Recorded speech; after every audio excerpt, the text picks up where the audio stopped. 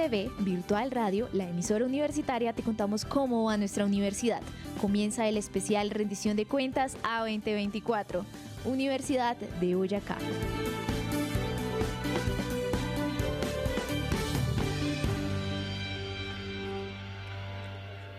2 de la tarde aquí en UDB Virtual Radio. Les damos la bienvenida a todas las personas que se van conectando con nosotros a través de udbradio.com y de nuestra aplicación en esta serie de especial Rendición de Cuentas Universidad de Boyacá 2024. Qué gusto estar con ustedes de nuevo, emitiendo desde las instalaciones de UDB Virtual Radio en Tunja, Colombia. Saludo a mi compañero de mesa de trabajo en la tarde de hoy, Sergio Andrés Alvarado. ¿Cómo estás, Sergio?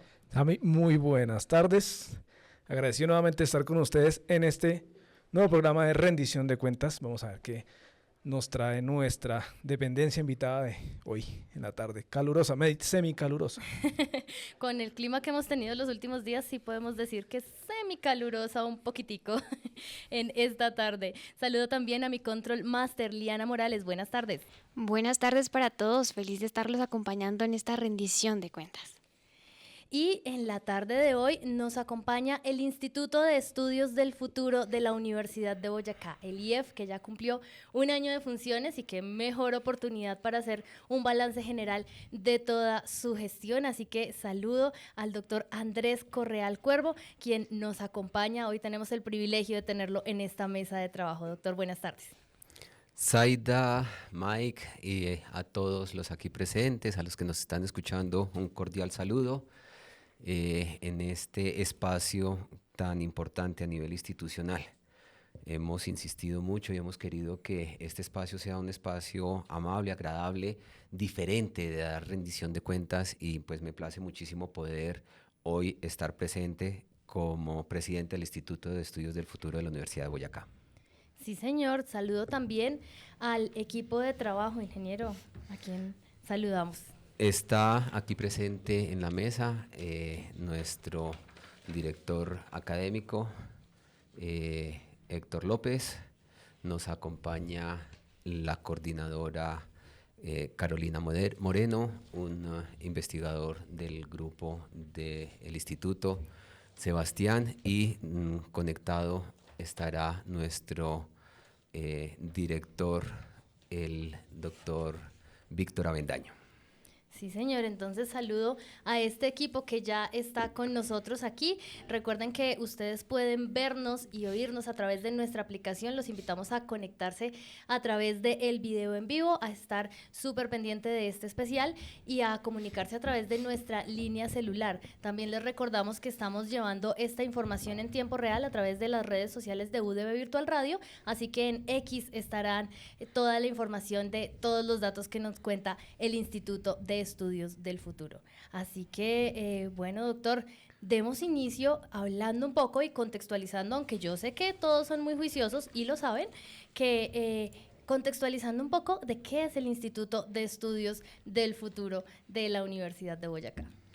Bueno, primero que todo, el instituto nace de un principio que alguna vez hablábamos en algún escenario académico, directivo, institucional, en donde creíamos y estábamos convencidos que debe haber en las instituciones un grupo que se dedique a pensar las cosas del futuro, como lo dice el instituto, pero que con esto conlleve además un trabajo que permita visualizar para dónde va en principio la institución, para dónde va el entorno de la institución y para dónde va el país, inclusive el mundo, en muchos de los temas que le competen.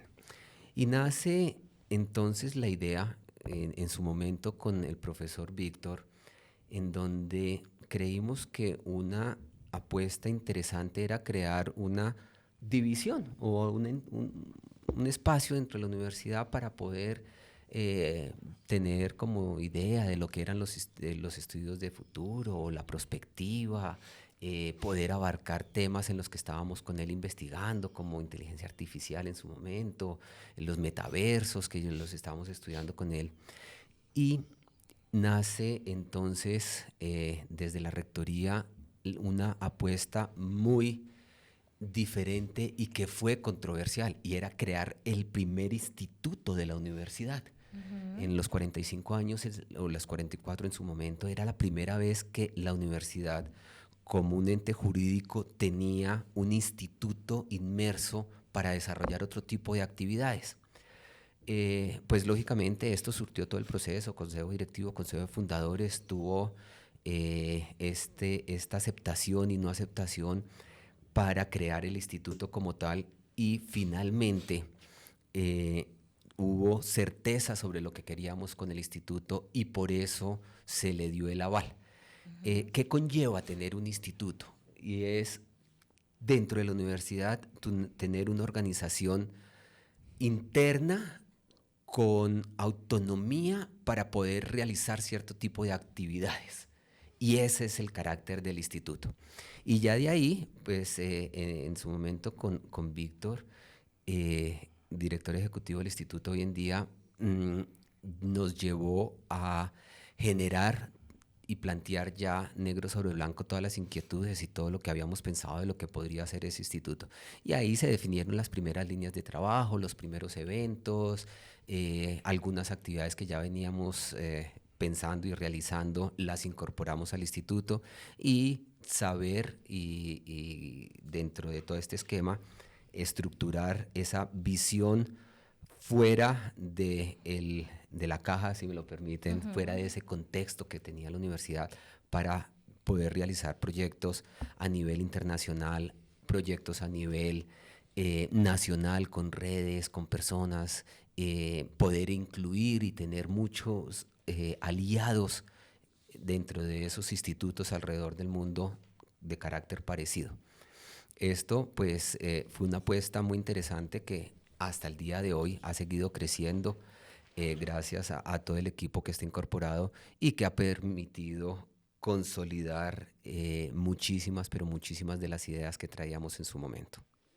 Realmente una apuesta innovadora dentro de nuestra institución. Ya de pronto había antecedentes en otras instituciones y nosotros le apostamos desde el Instituto de Estudios del Futuro a esta nueva creación que realmente es muy importante y muy visionaria para la institución como tal, pero también es un instituto que tiene muchas relaciones externas, señor rector. Entonces, ¿cuáles son las líneas definidas para el Instituto de Estudios del Futuro? Tenemos básicamente 4 líneas de trabajo, líneas en las que desarrollamos muchos y muy diversos temas. En general es una línea de investigación, una línea de capacitación, una línea de consultoría y una línea de difusión científica. Yo sí quiero dejar muy claro que yo acabo de mencionar que el instituto tiene cierta autonomía, pero es de la universidad y es para la universidad. Uno de los principios rectores dentro de todo el trabajo que hacemos es que el único beneficiario de todo lo que hacemos es la propia universidad. Ejemplo, los grupos de investigación. Todas las personas que trabajan con el instituto están ligadas a los grupos de investigación y los productos de ese trabajo del instituto van directamente a los grupos de investigación a través de los investigadores. Eso pues permite que haya esa coherencia de trabajo dentro de lo que hacemos. Hemos generado un macroproyecto de investigación, por ejemplo, pero está avalado o debe estar avalado por un grupo de investigación de la institución y debe estar rindiendo cuentas y productos a esos grupos de investigación donde están los investigadores. Sí, señor. Entonces, realmente muy importante porque en este primer año pues ya han venido consolidando su trabajo, consolidando estas líneas de investigación y como lo dice usted, se ha mantenido porque es para la universidad con esa autonomía que tiene, pero tiene unas líneas de trabajo sólidas y bien importantes. Yo siento que es importante porque justamente hace poco lo comentaba con un estudiante que me decía, ¿por qué Instituto de Estudios del Futuro? ¿Sí?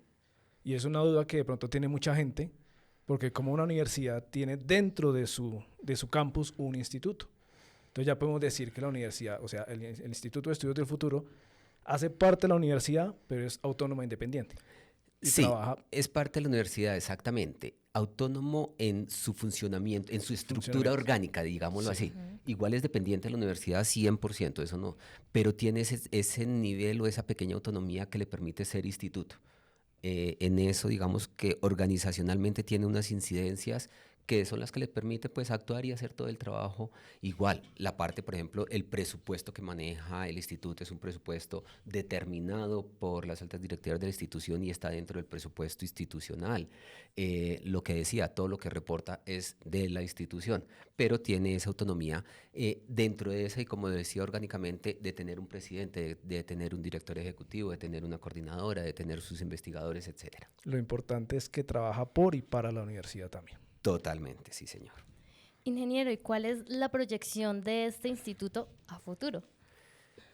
Bueno, yo creo que dentro de lo que hemos pensado, el instituto tiene que ser un ente que le permita a muchas organizaciones, tanto internas como externas, estoy hablando de universidad, tener la información para toma de decisiones, para crecimiento, que sea un ente de apoyo y que marque la pauta en el devenir de la misma institución, de su contexto. En el futuro debe tener tanta fortaleza que debe reunir y debe tener muchos estudios que le permitan a muchas personas tomar decisiones sobre el futuro. Hemos empezado a hacer, y lo digo a título de ejemplo, uno de los eventos que tuvimos el año pasado, sí, fue el pensar en Tunja hacia el futuro, y fue con los candidatos a la alcaldía, y fue reunirlos y ponerlos a pensar a futuro, no solo sobre su campaña, y ese tipo de apoyo debe ser el instituto. El poder generar información y nuevo conocimiento que permita a otro toma decisiones o que permita también tener publicaciones de nuevo conocimiento. Entonces, como consolidarse en los temas y líneas de trabajo que tenemos ahorita, en el mediano plazo, mucho inteligencia artificial, mucho de lo que es prospectiva, trabajar con organismos a nivel nacional e internacional, pero que ya seamos un actor importante dentro del contexto para todo lo que es toma de decisiones. Sí, señor. Entonces realmente ya tenemos un contexto y dimensionamos la importancia, la visión de qué se trata y cómo todos estamos conectados con esto. Así que saludo y le doy la palabra a otro de los integrantes. Un segundito, quería adicionar algo. Realmente yo he mencionado mucho del contexto. Y lógicamente es nuestra prioridad. Sin embargo, algo que venimos haciendo ya hace mucho tiempo es trabajo a nivel internacional. Ya tenemos trabajo con muchas redes de muchos países y eso es también querer y ojalá poder ser parte y estar en el escenario internacional como un instituto, como un centro de investigación muy importante para toma de decisiones en el mundo a través de los estudios de futuro en general.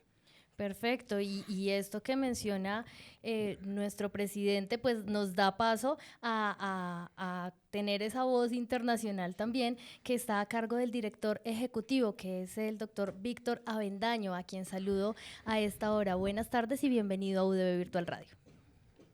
Muchísimas gracias, muy buenas tardes a todos, gracias por la invitación y muy contento de estar en esta emisión.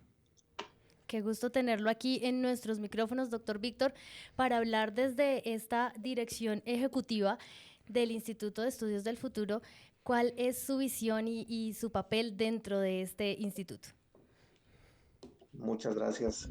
Bueno, me parece que la creación del Instituto de Estudios del Futuro ha sido una apuesta muy acertada del señor rector, como ya lo ha mencionado él, por el momento histórico que estamos viviendo, ¿no? Un mundo que se está moviendo aceleradamente, que está cambiando de una manera vertiginosa y que de una forma sorprendente nosotros estamos siendo actores, estamos observando de una manera constante cómo la tecnología está revolucionando todos los ámbitos de nuestra vida y naturalmente que el ámbito educativo viene a ser una de las áreas que están experimentando de primera mano todos estos cambios que, por ejemplo, están viniendo con la inteligencia artificial y a la cual, como disciplina de estudio, como disciplina de interés, el Instituto de Estudios del Futuro se está enfocando mucho para saber justamente qué es lo que viene en breve, en los próximos años, respecto a las nuevas herramientas, respecto a las nuevas aplicaciones, a las nuevas formas de concebir y de observar la educación. Entonces, me parece que la creación de este instituto ha sido un acierto total, puesto que nos permitirá eh, tener un rumbo eh, y ver adelantarnos un poco a lo que viene en el futuro respecto a las acciones que la misma universidad quiera tomar y también, obviamente, que nuestra comunidad, ¿no? Tunja, Boyacá, Colombia, América Latina, tenga un espacio de estudios en los cuales se puedan emitir recomendaciones para la toma de decisiones informada y la toma de decisiones con datos, ¿no? Con datos específicos. Y en ese sentido, obviamente, la tarea específica de la dirección ejecutiva pues es proponer actividades de manera constante, buscar obviamente la conexión con otras instituciones que están haciendo cosas similares, observar qué es lo que están haciendo otros institutos, otros centros de prospectiva en el mundo, en América Latina, para intentar sumarnos a los Ujú. esfuerzos que tienen otras instituciones y también sumar los esfuerzos de investigadores que están en otras latitudes, pero que tienen el mismo objetivo, ¿no? Buscar, obviamente, que las decisiones sean más informadas respecto a lo que viene en 2, 3 años, pero también a lo que viene a mediano plazo, es decir, dentro de 5, 10 años, y lo que viene Ujú. más a largo plazo, dentro de 10, 20 años. Entonces, básicamente, esas serían las funciones de manera general. Sí, señor doctor Víctor, y es que usted lo menciona y también nuestro presidente del instituto hacía mención de esa importancia de tener la visión internacional y creo que en eso usted está ahí muy de la mano con el instituto. Cuéntenos esa importancia de ese desarrollo a nivel internacional y de estar conectados con el mundo, básicamente. Sí, por supuesto. Hay varias instituciones que han comenzado a sumar esfuerzos y hacer trabajos con nosotros. Por ejemplo, tenemos el apoyo del laboratorio de inteligencia exponencial que se encuentra en República Dominicana y que Ujú. también tiene una sede en México. Y con ellos estamos tratando de conceptualizar en este momento justamente eh, lo que tiene que ver con inteligencia exponencial, que es un concepto poco explorado, pero muy aplicado. Es decir, desde el nivel conceptual, desde el nivel teórico, no se ha abordado lo suficiente, pero sí es algo que se aplica mucho, sobre todo en grandes empresas, ¿no? Estas empresas que se encuentran en Silicon Valley o en otras Ujú. regiones del mundo, sobre todo en Alemania y en Francia, y que aplican todo lo que tiene que ver con tecnología exponencial. Entonces, con el laboratorio de inteligencia exponencial estamos tratando de dilucidar estas temáticas para explorar mucho más ampliamente todo lo que tiene que ver con inteligencia exponencial, inteligencia artificial. Pero también recientemente estamos trabajando con la Universidad de Salamanca, tratando de comprender cómo es que está funcionando esta relación de hombre y máquina. La Universidad de Salamanca tiene un centro de prospectiva y de inteligencia artificial muy importante a nivel mundial eh, y afortunadamente estamos tratando de hacer una actividad muy importante que se anunciará en breve, en los próximos días, que tiene que ver justamente con entender más a profundidad cómo se da esta relación en este momento histórico que estamos viviendo, ¿no? Desde siempre se ha intentado dilucidar la relación que se tiene entre el hombre y la máquina, pero hoy en día toma una relevancia muy singular, ¿no?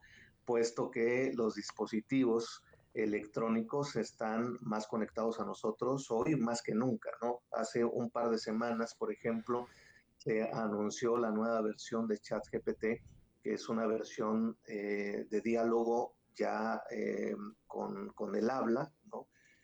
Algo muy parecido a Alexa o a Sí. Siri, pero es una inteligencia con la que se puede dialogar 2, 3, 4 horas, saltar de temas de uno a otro, y luego cuando se regresa al tema, la inteligencia artificial recuerda en qué se quedó y continúa, no se tiene que retomar desde cero, lo cual es un salto increíble, ¿no? Claro, Maravilloso. Entonces, esto nos muestra, nos da pie de lo que viene muy pronto, ¿no? Que son totalmente. herramientas que van a dar un salto exponencial muy importante, y nuestras universidades, nuestros institutos, nuestros centros tienen que estar preparados para justamente comprender estos saltos, y lo estamos haciendo con diversas instituciones, con diversas universidades. Realmente es evidente la importancia de estar conectados y de estar también en ese contexto internacional a la vanguardia, y es que el Instituto de Estudios del Futuro pues tiene esa misión y lo está haciendo con excelencia. Quiero también saludar al director académico, el doctor Héctor López, y quiero preguntarle acerca de la línea de investigación, que es una línea fuerte y pues desde la dirección académica imagino que están ahí trabajando fuertemente en ella. Zaira, muy buenas tardes. Dame un momento, por favor. A ver, ya, ahora ¿Listo? sí. Listo. Bueno, Zaira, muy buenas tardes. Buenas tardes a Mike y a todos los oyentes y las personas que nos siguen por las redes. Efectivamente, en el tema de la línea de investigación, en específico en lo que se refiere a la temática de inteligencia artificial, estamos ya adelantando un proyecto que lo hemos titulado Lineamientos para la construcción de una política pública ética, transparente y sostenible de la inteligencia artificial en Colombia y Brasil. Wow. Este proyecto va muy de la mano de lo que ha señalado nuestro presidente y el director ejecutivo, de ese relacionamiento con el contexto global, pensando incluso desde el territorio. Y esto es importante reseñar estos aspectos porque también se señalaba minutos atrás en este cambio paradigmático que está viviendo el mundo. Se están rompiendo y se están generando unos nuevos paradigmas, y quizás eso es lo que a partir del proyecto de construcción o de lineamientos de construcción de política pública lo que se pretende. Este espacio nos ha generado pues todo un escenario de discusión, de propuesta de argumentos, porque aquí también hay unas tensiones, pero también hay unos acoplamientos que generan que desde el punto de vista sistémico podamos entender la presencia de actores de autores y actores en estos procesos, y que nos permiten en algún momento entender cómo esas políticas públicas que están pensadas inicialmente como una serie de guías para poder tomar algún tipo de decisiones, pueden incidir, y cómo nosotros como actores de estos procesos podemos incidir y podemos aportar a la toma de decisiones. Entonces, esta formulación nos permite también ver no solamente el espacio colombiano, sino también a través de Brasil. Y tenemos un gran aliado aquí, es la Universidad de Brasilia, a través de la directora de un grupo de investigación de inteligencia artificial, que es la doctora Fernanda Carvalho, quien ha sido la persona que también hemos podido compartir, pero nos ha dado los lineamientos para poder entender cómo este desarrollo ha impactado en todo el mundo, pero cómo también aquí en Latinoamérica se empieza a desarrollar. La doctora Fernanda es una persona pues, muy citada, connotada en Brasil, es asesora del gobierno de Brasil en asuntos de inteligencia artificial, y ha incidido mucho en algunos aspectos de orden legal en este país. Entonces vemos que ese acompañamiento, esa construcción pues nos permite obviamente tener una idea clara para dónde va el proyecto.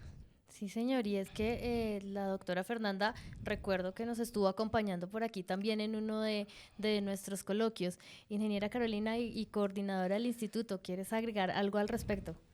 Sí, comentar algo alrededor de la importancia de este proyecto y como menciona el doctor Héctor, no solamente nos enfrentamos a digamos, a una coyuntura nacional y regional alrededor de entender cómo puede ser una forma de inteligencia artificial ética, sostenible, transparente, sino que específicamente en un país como el nuestro y que, digamos, empiezan a notarse algunos esfuerzos por trazar una hoja de ruta, digamos, una serie de planes para llegar a esa posible implementación de esta forma de inteligencia artificial. Tal vez lo que está de fondo es cómo pensarla también en un contexto como el nuestro. Este proyecto reviste una especial importancia en la medida en que es traer también esa gran discusión que ha habido alrededor de una forma de inteligencia, digamos, de esta manera, pero en medio de circunstancias, dificultades, limitaciones y también muchas potencialidades como nuestro contexto, en el que la inteligencia artificial puede representar efectivamente un medio para la competitividad, pero también enfrenta muchos desafíos. Creo que esa es una de las cosas que más resaltamos de este proyecto y de la posibilidad de ser acompañados, en este caso por una experta y por un país que de alguna manera se ha acercado un poco más que el nuestro, al menos hasta ahora, en ese proceso de definición de este tipo de tecnologías.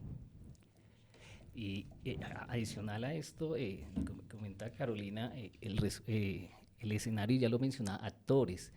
Entre los actores también de esas políticas públicas y quien define esas políticas públicas están el Congreso de la República. En ese espacio del Congreso de la República hemos tenido ya los primeros acercamientos a unos proyectos de ley que desde Cámara y Senado se han venido adelantando en temas de inteligencia artificial y datos.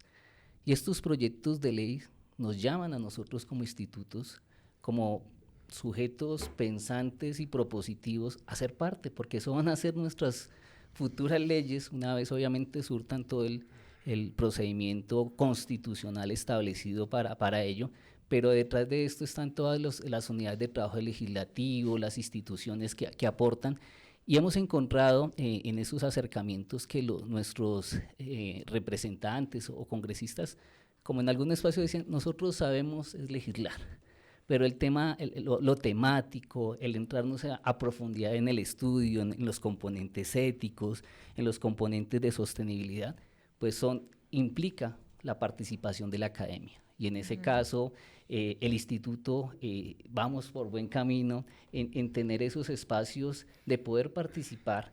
Ya vamos con los proyectos de ley de inteligencia artificial de datos que van en el primer debate, pues ya estamos haciendo algunos aportes y poder trabajar de la mano con estas entidades del Estado, pero también con otras entidades como el mismo Superintendencia de Industria y Comercio para el manejo de datos y todo lo que tiene que ver con las entidades del Estado y actores tanto públicos como privados hacen de este proyecto algo relevante y que también nos ponen en el escenario nacional y por qué no internacional, porque Colombia también marca dentro del derrotero de tener este escenario, lo mencionaba Carolina, de la hoja de ruta de inteligencia artificial, pero es una hoja de ruta que hay que pensar. Y en ese punto creo que ahí están los espacios de discusión, de pensar, porque lo dejo aquí en estos micrófonos como esa provocación que se da. Tenemos un pensamiento, o está una generación de pensamiento muy antropocentrista, muy centrado en el ser humano. Decía ahorita el doctor Víctor, en esa relación hombre-máquina, y nos afana y nos preocupa eso, pero también puede darse otros postulados de poder entender esa relación de inteligencia artificial de una forma distinta, lo aquí he dicho, de una forma sistémica, de una forma quizás trayendo algunos conceptos muy lumanianos, muy autopoética, ese escenario que puede uno entender que esto es un proceso de coevolución y que no hay que tenerle miedo ni temores a la tecnología. Y creo que a ese punto y esa discusión de ambos sectores puede llegar en algún momento a entender y ver a la inteligencia artificial como una herramienta. como toda herramienta, usted sabe cómo lo utiliza, para bien Ujú. o para mal. Y lo que Total. estamos buscando es que esos componentes éticos nos lleven a un buen propósito de humanidad. Yo quiero adicionar que esto también va de la mano y muy afín a la política que desde la Rectoría se ha generado sobre el uso de herramientas de inteligencia artificial al interior de la universidad, que sea realmente algo que lo utilicemos, uno, para poder desarrollar la vida académica de la institución, y dos, para que nuestro egresado, cuando llegue al mundo laboral, sepa utilizarlas, pero sepa utilizarlas con el bienestar que esto genera, no utilizarlas para hacer algo sin la debido reconocimiento de que es a través de herramientas de inteligencia artificial. Entonces, esto nos lleva también a generar un estudio de cómo en la universidad debemos crear este tipo de espacios y de modelo que nos permita incorporarlo de la mejor manera. Bueno, yo tengo un comentario y tengo una pregunta justamente sobre la inteligencia artificial. Comentarios que me parece muy importante, todo este tipo de alianzas que se crean, no solo con entidades gubernamentales, sino obviamente con instituciones educativas de otros países, que esos son lazos muy fuertes que se pueden formar y se puede trabajar muy correctamente. Eso, por eso le hace comentario. El lado de la inteligencia artificial, yo quiero saber qué beneficios y qué consecuencias trae el uso de la inteligencia artificial, sobre todo para las instituciones educativas, y cómo se hace para tener un control de que se está haciendo un uso correcto de estas herramientas. Empiezo diciendo que uno de los temas más álgidos, lo mencionaba Carolina, es el uso ético de todo lo que es inteligencia artificial. Entonces, eso es una línea muy fuerte que ya estamos abordando. Dos, creemos que hay en 3 áreas, y es parte de uno de los estudios que se están desarrollando, que Carolina puede ampliar ahorita más adelante, y es, o Sebastián también, que está en el proyecto, y es uno, saber cómo desarrollar las actividades académicas con herramientas de inteligencia artificial. ¿Cómo puedo beneficiar una clase utilizando un motor de inteligencia artificial, o cómo puedo aplicar los simuladores con sistemas de inteligencia artificial en beneficio del desarrollo de la clase? 2, que pueda ser implementado para enseñarle dentro de cada una de las profesiones cómo utilizarlas cuando salgan de profesionales. El ingeniero industrial, por dar un ejemplo, cómo puede utilizar una herramienta artificial para generar un mejor modelo de organización industrial, por decir cualquier tema. Y 3, en la parte administrativa general de la institución, cómo podemos utilizar herramientas que ayuden a mejorar los procesos institucionales que sean de inteligencia artificial. Entonces son como esos 3 puntos que tendríamos en vista, y que, pues, como les digo, ya está el proyecto en curso que pueden ampliar más adelante. Entonces nos damos cuenta que no se trata, y lo hemos hablado también en este escenario radial, de huir de ellos, sino de apropiarse, conocerla y aplicarla de una manera ética. Sí, justamente sobre la pregunta que haces de cómo pensar que se le puede dar un uso a esa inteligencia artificial maximizando sus beneficios, ¿verdad? Justamente en torno a eso emergen estos 2 proyectos de investigación, el que ha comentado el profesor Héctor y del que ha mencionado justo ahora el ingeniero Andrés, y es cómo pensar que realmente nos referimos o no a formas de inteligencia artificial responsables, éticas, confiables y ahora sostenibles. Digamos que en la literatura ha venido desarrollándose una serie de nociones conceptuales tan amplias como se quieran ver, la discusión tan amplia de si en un momento dado considerar a la tecnología, bueno, a la inteligencia artificial como tecnología, entonces como un actor de qué tipo dentro de la sociedad, hasta qué punto podemos darle ciertos atributos, como decir que puede ser confiable, que puede ser ético, casi que categorizando la tecnología como, o bueno, más que categorizando, como personificando. Digamos que es alrededor de esa construcción conceptual que nacen estos proyectos, estas preocupaciones, Y creo que de momento en este proceso de formulación lo que hemos podido identificar es la necesidad precisamente de comprender cuál puede ser ese límite o cuáles pueden ser esa configuración ética, esa configuración dentro del sentido de sostenibilidad de la inteligencia artificial, entendiendo la inteligencia artificial en función del bienestar, de la libertad de las personas y más ahora pensando en una forma de inteligencia artificial para la sostenibilidad, más que de pronto desde perspectivas como la sostenibilidad para la IA. Ese es otro gran camino con el que nos hemos encontrado y en el que avanzamos. Ver cómo en esa construcción conceptual, cómo pensarla específicamente en las particularidades de nuestro contexto.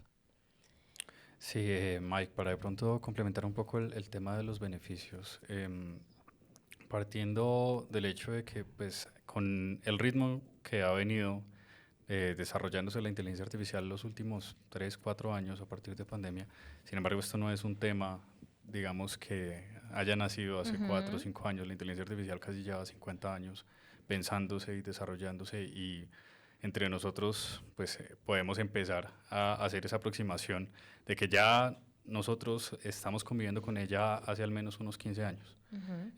Cuando ustedes interactúan con redes sociales, ahí hay inteligencia artificial proponiéndoles qué ver, proponiéndoles o sugiriéndoles productos, etcétera. Son algunos de los modelos que ya existen y trabajan allí.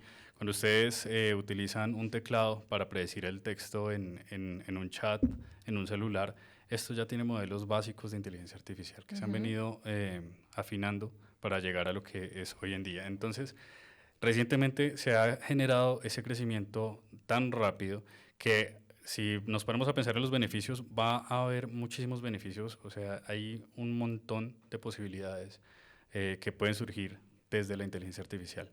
Entonces, asimismo, como tiene esos beneficios, puede llegar a tener los prejuicios y depende del uso. Surge la duda en la literatura de ese componente ético relacionado con la inteligencia artificial y relacionado a cómo hacerla más transparente, más ética, más sostenible, que precisamente es uno de nuestros focos de estudio.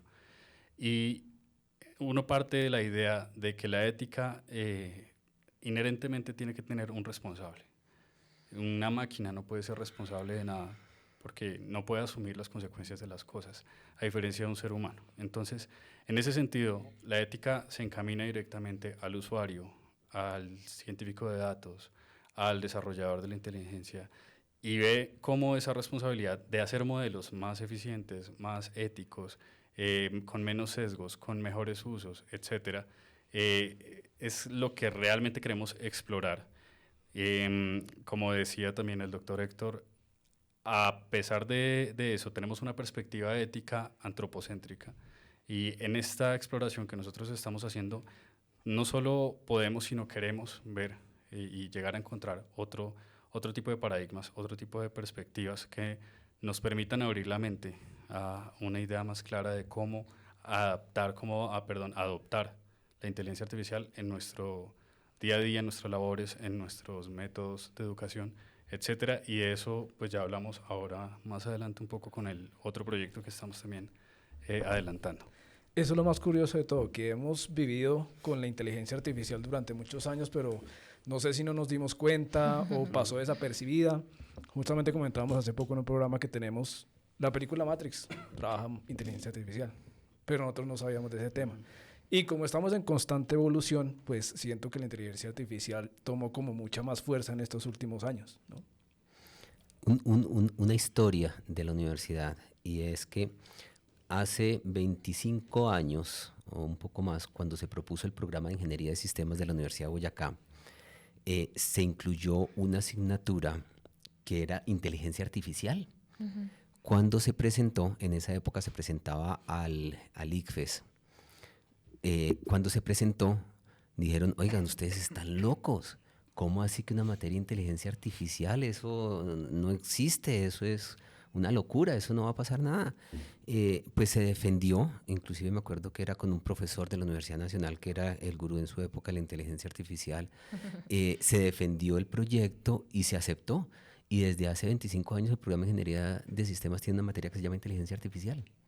Y Mira, claro, se veía como una herramienta muy especializada, claro. no algo que fuera a estar a disposición de todo el mundo, sino muy de la ingeniería, como muy allá de laboratorio, pero los alcances vienen desde esa época.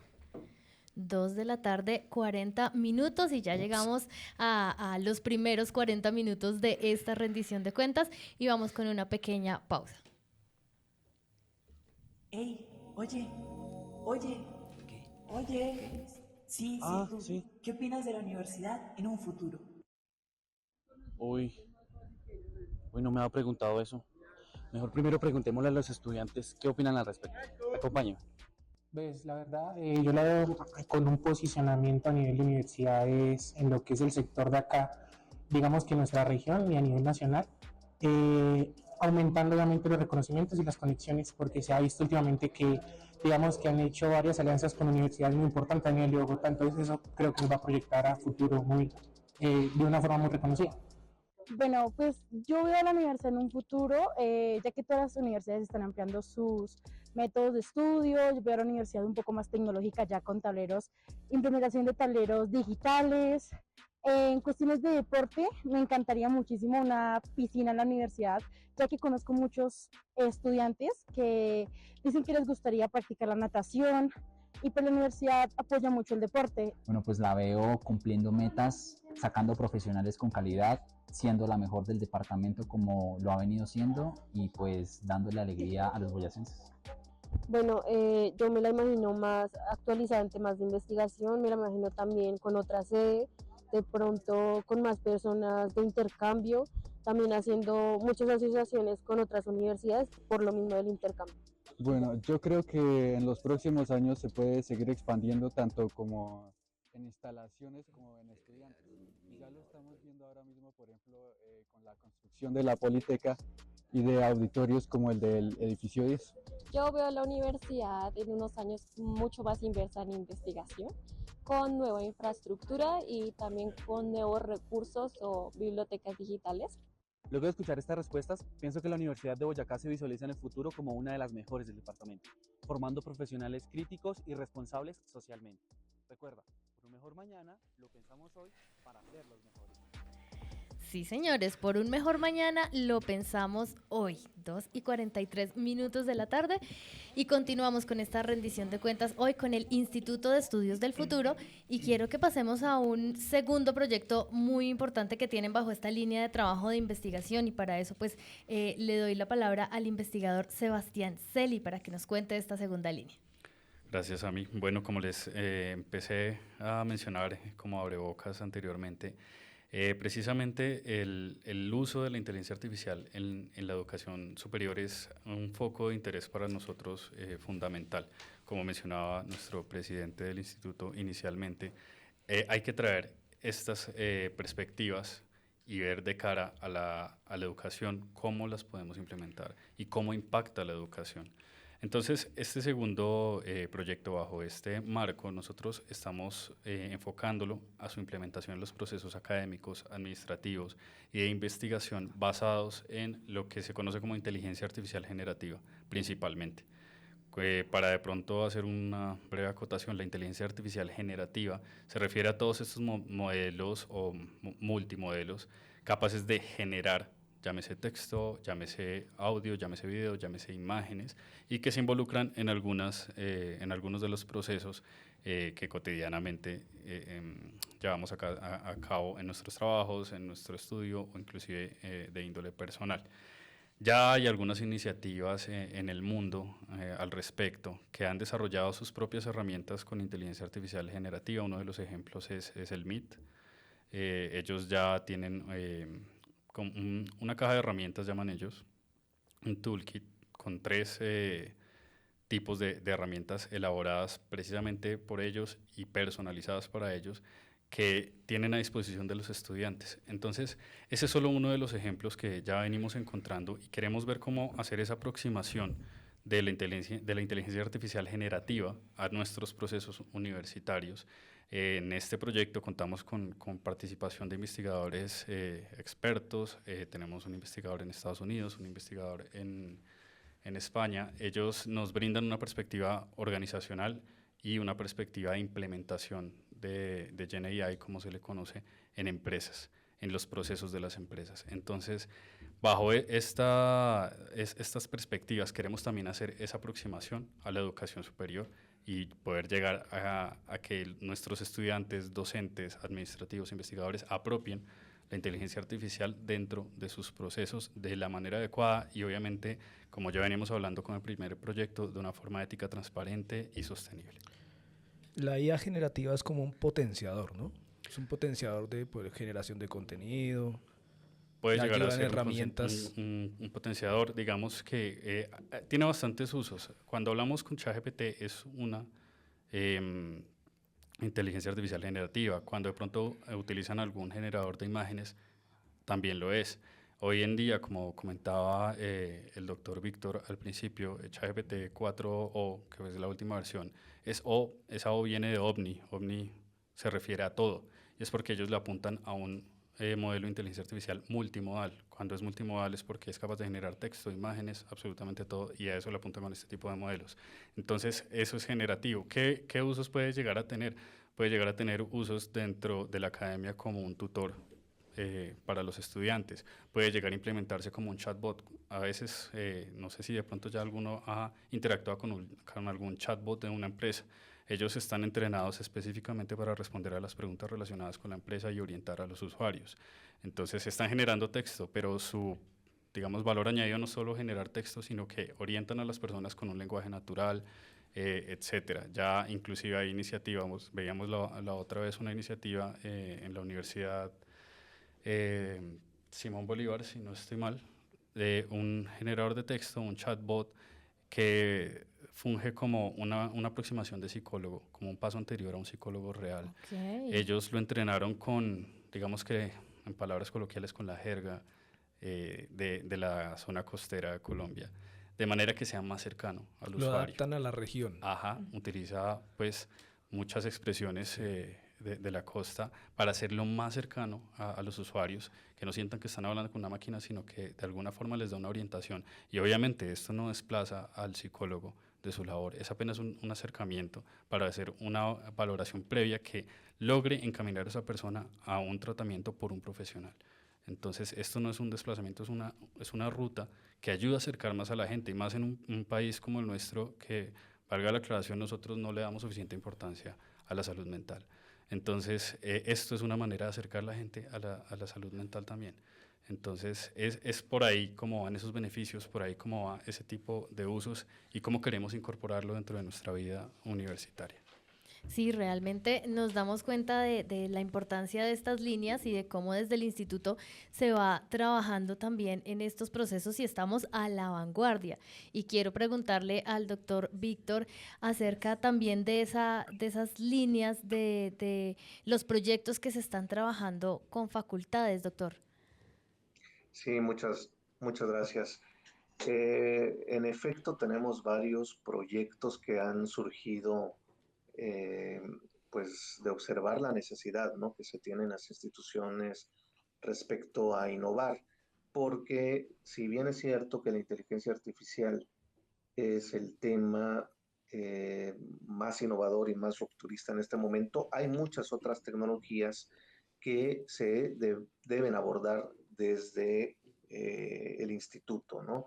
Entonces, por ejemplo, con la Facultad de Humanidades de la Universidad de Boyacá y la Escuela de Psicología de la Universidad Mesoamericana, estamos llevando a cabo un proyecto que se llama La transformación cultural a través de las narrativas digitales, una comparación entre estudiantes de psicología de Colombia y México, que va a ser un proyecto muy interesante. En este momento ya lo comenzamos, estamos llevando a cabo el diseño de los instrumentos y creo que va a dar pauta para conocer justamente cómo es que estudiantes en específico de psicología han venido a transformar sus narrativas, sobre todo lo que hacen en redes sociales, lo que hacen en TikTok, lo que hacen en Facebook, en Instagram, que es la forma de comunicarse hoy en día de los jóvenes, cómo es que se ha ido transformando, ¿no? Culturalmente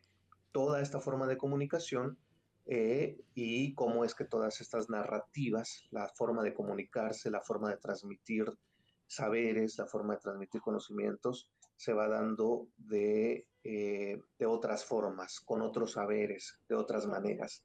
Y si hay alguna incidencia que una tanto a estudiantes que estudian, que lo hacen en Colombia, como quienes lo hacen en México. Entonces, esto es para justamente para encontrar puntos de incidencia o puntos de diferencia y cómo es que estas transformaciones se van dando en un área específica. Pero también tenemos otro proyecto con la Facultad de Administración que se llama Eficacia de Chatbots y Asistentes Virtuales en la optimización de los servicios estudiantiles, un estudio experimental en la Facultad de Administración de la Universidad de Boyacá, y justamente se trata de encontrar cómo es que funcionan, de saber cómo es que funcionan estos chatbots. Creo que ahora hoy en día estamos más que nunca acostumbrados ya a que nos responda un robot, ¿no? Cuando hacemos una llamada telefónica o incluso cuando entramos a WhatsApp para que nos den algún servicio, nos responden entes inteligentes, y hay unos entes que son más inteligentes que otros, ¿no? Y esto tiene que ver obviamente con el algoritmo, tiene que ver con la forma en la que estos entes se programan. Eh, Hace un par de días estaba probando un chatbot de una empresa aeronáutica, y me sorprendió porque de repente se comienza a perder esta línea entre un robot, un chatbot que ya tiene precargadas las preguntas y las respuestas, y un humano, ¿no? De repente ya no se logra ver con tanta claridad si se trata de un robot o de un humano. Es decir, que estos chatbots se van perfeccionando cada día más, y con esta investigación nosotros vamos a hacer unas pruebas en esta facultad con una población, prácticamente va a ser toda la población de esa facultad la que vamos a, a llevar a las pruebas de asistentes virtuales inteligentes para ver cómo funcionan y ver la posibilidad de que si los resultados son favorables, pues después proponer su aplicación y su ampliación en toda la universidad y en otras instituciones, ¿no? Para ver si realmente son eficaces, si realmente pueden responder a dudas, si realmente el usuario final, que es el estudiante, queda satisfecho con las respuestas que este tipo de asistentes virtuales pueden darle a los estudiantes, ¿no? Y finalmente tenemos otra investigación en curso con la Dirección de Educación Virtual, que se llama Innovación Descentralizada en la Educación a Distancia, evaluación de la efectividad de blockchain en la Universidad de Boyacá, ¿no? Que también es otro de los grandes temas y otro de los grandes ejes tecnológicos, de los grandes hitos tecnológicos que se dieron en la década pasada, que tiene que ver con el blockchain, que es todo lo que tiene que ver con la credencialización, ¿no? Todo lo que tiene que ver con darle eh, validez a ciertos contenidos, en este caso contenidos académicos, contenidos educativos, por medio de blockchain, que no es otra cosa más que cadenas de código que avalan, ¿no? Cierto aprendizaje, que avalan cierto contenido que fue aprendido por los estudiantes.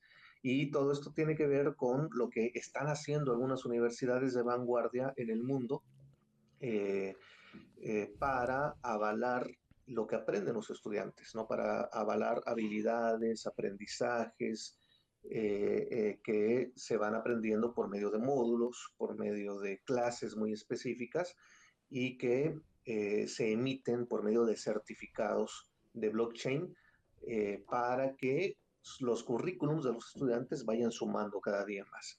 Entonces, es una investigación que también es interesante porque vamos a intentar comprender cómo funcionan este tipo de credencialización en nuestra universidad, y cómo es que podría ampliarse a mediano plazo, pues obviamente a un mayor número de cursos, e incluso en un futuro mediano, también si esto es prudente, pues ampliarlo a licenciaturas, a posgrados, donde ya algunas universidades lo hacen justamente para ir avalando cursos e ir avalando conocimientos, ¿no? Esas son 3 investigaciones que se tienen específicamente con facultades de la universidad. Como ya lo mencionaba al principio el señor rector, la idea es que lo que se hace en el instituto, pues obviamente se haga con investigadores que ya forman parte de grupos de investigación, ¿no? Que forman parte de facultades, de escuelas, y aquí estamos trabajando con profesores de la Facultad de Administración, de la Facultad de Humanidades, de la Dirección de Educación Virtual, y también tenemos en marcha un proyecto que venimos haciendo desde el año pasado, que es una trilogía de libros, ¿no? Sobre inteligencia artificial y educación, que en este momento ya se encuentran en arbitraje, la trilogía, así es que esperemos que en este año ya tengamos nuestra primera trilogía de libros con trabajos, con ensayos que profesores de diferentes latitudes han propuesto y que tienen que ver con la inteligencia artificial y con su acercamiento, con su relación que tendría con la educación. Por último, también estamos trabajando un libro sobre inteligencia exponencial con el Laboratorio de Inteligencia Exponencial, para abordar justamente este dilema teórico en el que todavía se encuentra el concepto, y desde el Instituto de Estudios del Futuro estamos intentando hacer una aportación también con la temática, ¿no? Entonces son 3 proyectos de investigación, otras aportaciones en otras latitudes, aunado a lo que ya han comentado mis compañeros respecto a otros proyectos que tienen que ver con ética, con la implementación in situ de la inteligencia artificial, por lo que se puede observar, entonces son varios proyectos y varios trabajos que se están proponiendo y que se están trabajando desde el Instituto de Estudios del Futuro. Bueno, muchas gracias por su intervención, doctor Víctor. Ahora vamos a hablar sobre la línea de difusión científica. Damos la palabra a la ingeniera Carolina para que nos comente sobre aquellas actividades realizadas a lo largo de este año de funcionamiento del Instituto de Estudios del Futuro.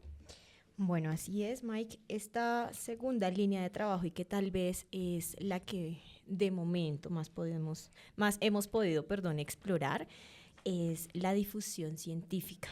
Entendemos esta línea de trabajo alrededor de la generación de diferentes espacios de diálogo, debate, discusión alrededor de temáticas precisamente que cobran importancia dentro de los estudios de futuro.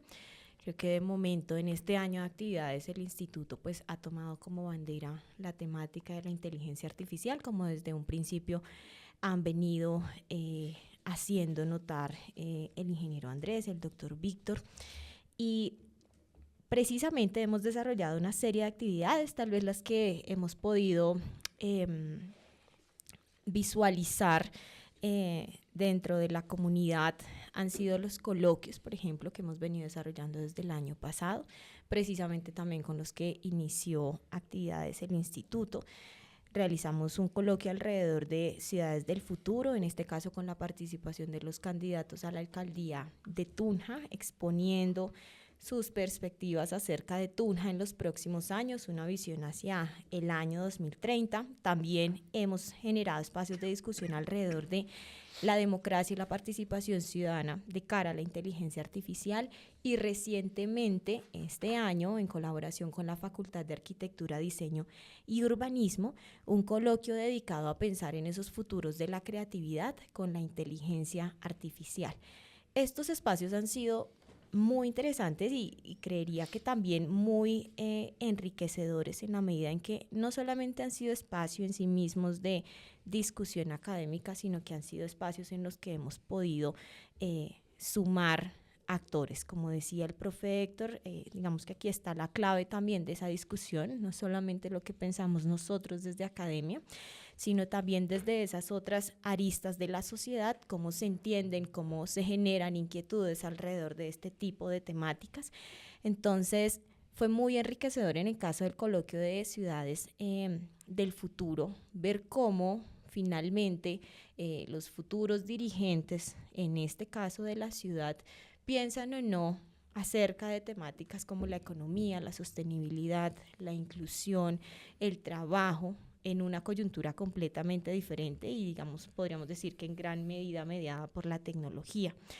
En el caso del coloquio de inteligencia artificial de cara a democracia, participación, enmarcados en el concepto de inteligencia exponencial, pues fue muy valioso conocer la experiencia desde otras instituciones como la Universidad de Brasilia, el Laboratorio de Inteligencia Exponencial, y las inquietudes que surgían aquí, especialmente desde nuestra Facultad de Ciencias Sociales, cómo pensar en inteligencia artificial mediando ciertos procesos, ¿no? El sistema judicial, realmente hasta qué punto sí podemos pensar que asuman ciertos procesos de decisiones. Eso también fue muy enriquecedor, y particularmente en el último coloquio alrededor de creatividad, creo que ha sido una experiencia muy interesante con un poquito más de trayectoria del instituto, en el que pudimos lograr que la comunidad universitaria se sumara a esas grandes preocupaciones de lo que implica la inteligencia artificial en áreas como el diseño y todas estas disciplinas afines. Entonces, fue muy interesante poder recoger las inquietudes de estudiantes, profesores, docentes y todas las personas que se sumaron en este proceso. Contamos con la participación de importantes académicos de la Universidad de Caldas, la Universidad Luis Amigó en Medellín, y de académicos que particularmente han tenido una cercanía y un desarrollo en términos de investigación muy valioso alrededor de cómo pensar, o si es que tenemos que repensar la creatividad con la inteligencia artificial. Bueno, ¿cómo han influido estos coloquios en el Instituto de Estudios del Futuro, en la universidad, y cómo ha sido realmente esa participación de todas las personas? Porque si algo caracteriza un coloquio es la participación activa de los asistentes. ¿Cómo ha sido esos coloquios? ¿Han sido enriquecedores? ¿Las personas se han sentido cómodas con esto? Coloquios, no sé si se hayan implementado más desde que inició el instituto, pero ¿cómo ha influido? Hemos realizado hasta el momento 3 coloquios. La manera en la que se han venido sumando como esos diferentes estamentos puntualmente de la institución han venido siendo a través de las preguntas que planteamos. Por ejemplo, en el caso de Ciudades del Futuro, en el caso del coloquio de creatividad, hicimos una selección de preguntas en las que pudieron participar el público, pero digamos que precedió de una conformación de un panel en el que procuramos precisamente tener la visión de diferentes posturas frente a las temáticas que se analizaban. En este caso, con académicos, han sido coloquios orientados a recibir la mirada de académicos, pero proyectamos en esa misma medida. Siento que desde el primer coloquio se han podido como abrir esos estamentos que toman participación en el desarrollo, y lo que proyectamos es que precisamente en esos nuevos espacios que vienen, no solamente dentro del formato de coloquios, puedan vincularse otros sectores, particularmente instituciones públicas y del sector empresarial. Doctor Andrés, ¿cuál es esa importancia de tener pues esta línea de difusión dentro del Instituto de Estudios del Futuro? Bueno, uno de los temas que hemos planteado aquí es que finalmente el instituto lo que quiere es generar este tipo de información para poder tomar decisiones informadas, es decir, con todo el conocimiento en todos los aspectos que se han mencionado, a nivel institucional, a nivel externo. Y esa difusión nos lleva a que tenemos la obligación de hacer esa apropiación social del conocimiento que nosotros estamos generando. Ya lo hemos mencionado, existe la vinculación con los grupos de investigación, y hoy en día dentro del modelo que estamos manejando la institución, la apropiación social es algo que debe estar incluido en todos los temas de investigación. Esto pues nos ayuda además a dar visibilidad al instituto, a ese reconocimiento que debe tener el instituto, porque no podemos dejar todos estos estudios y todos estos avances al interior, sino que tenemos que ir aplicándolos y eso es parte de esa apropiación que queremos con toda la información que se genera en el instituto. Y realmente así ha sido y hemos tenido esa generación de espacios no solo para la comunidad interna de la Universidad de Boyacá, sino para la ciudadanía en general. Entonces esto es realmente muy importante, pero entrando también a esa parte de la universidad, también va de la mano un poquito con un concepto bien interesante que se ha venido desarrollando y es ese del docente 5.0, señor rector, que nos ha llevado a pensar también todo este trabajo del instituto un poco en ello. Sí, es un tema bien interesante poder unir todos los puntos de la figura, en donde no solo queremos que sea un sistema o un instituto que cree información, que se aplique, sino que en nuestra razón de ser, que es la academia, esté de una vez manejado. Y por eso decíamos, estamos investigando para ir más a fondo sobre esos puntos, pero definitivamente el docente 5.0 tiene la obligación de estar a la vanguardia, de saber, como lo he dicho anteriormente, poder desarrollar sus clases con herramientas, con elementos que van más allá y que le ayuden inclusive a los mismos estudiantes a pensar el futuro, a pensar el futuro y en los futuros que se generan en todo su entorno. Entonces, ese principio dentro de lo que se ha dominado un docente que realmente domine la parte tecnológica, que no sea lo decía yo, un inocente digital, es decir, que realmente los estudiantes no vayan allá a decir cosas que los profesores no entiendan, que tomen la delantera, sino que el docente tiene que estar enterado de todos esos temas y de cómo se realizan todo este tipo de tecnologías y cosas. Es verdad y es muy importante tener eso y articularlo con nuestra labor en el caso de quienes tenemos funciones de docencia. Pero además de los coloquios tenemos otras cosas dentro de esta línea, ingeniera. Sí, otros formatos, Sami, precisamente dentro de la generación de estos espacios, de diálogo también nos hemos acercado a unos espacios que permitan también, digamos, generar como unos elementos propositivos alrededor de estas discusiones, y justamente lo mencionaba el doctor Víctor Avendaño, y fue, por ejemplo, esta colección de ensayos en la que venimos trabajando y en las que algunos de los hallazgos que se destacan, o más bien de las temáticas que se abordaron, ahora que lo menciona el ingeniero Andrés, son precisamente esas concepciones que aparecen acerca de un docente 5.0, cómo pensar procesos de personalización del aprendizaje, cómo pensar el papel de la educación virtual en este sentido, innovación, emprendimiento, inclusión, y sin duda cómo pensar en formas entonces de educación exponencial en la medida en que avanzamos hacia formas de inteligencia exponencial con la inteligencia artificial.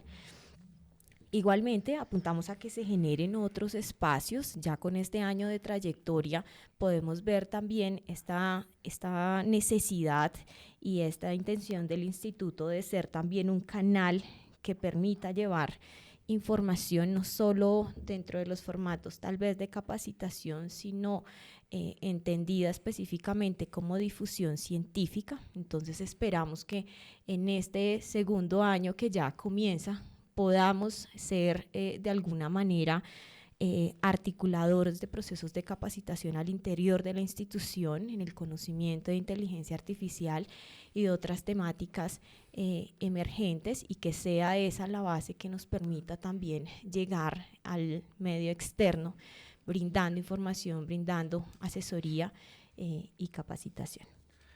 Sí, bueno, como lo mencionaba nuestra coordinadora, efectivamente estamos pensando y proyectando nuevos espacios para la comunicación y para la difusión de todos los logros, avances e investigaciones que tenemos desde el instituto, ya sea en inteligencia artificial o cualquiera de los intereses y las tendencias que se evidencien de nuestro interés, y también enfocadas en la educación superior principalmente. Entonces, vemos cómo, lo mencionaban, se articula de alguna forma con la universidad, en la manera en que también nosotros queremos hacer llegar este conocimiento a toda nuestra comunidad universitaria, no solo por los canales más rigurosos y científicos que también son muy enriquecedores, sino de alguna manera espacios que generen una mayor apropiación de este conocimiento. En el caso de la inteligencia artificial propiamente, de alguna forma que se llegue a apropiar y de pronto generemos un poco más ese sentido de tratar de entender cómo funciona, de para qué funciona y perder un poco ese miedo, ¿no? Creo que ese miedo también nos aleja un poco de mejorar. Entonces, queremos que esos espacios se den, los pensamos desde el instituto, poder comunicar estos avances, poder comunicar nuestros logros y lograr, valga la redundancia, que nuestra comunidad universitaria apropie este conocimiento. Bueno, tengo una preguntita pequeñita. Sí, señor. Hablando de todos estos temas, de todo lo que hemos hablado, lo que han venido desarrollando, yo quisiera saber qué impacto esperan que tengan sus estudios a nivel local, nacional e internacional.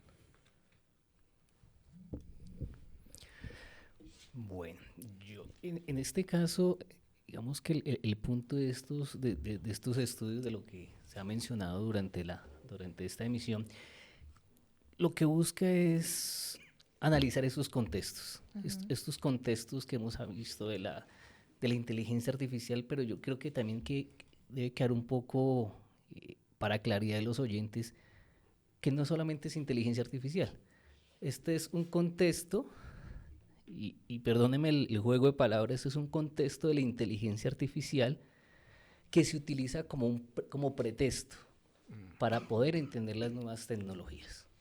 Hoy el boom de la inteligencia artificial, lo que nos están diciendo, y ahorita es inteligencia artificial como algo transversal.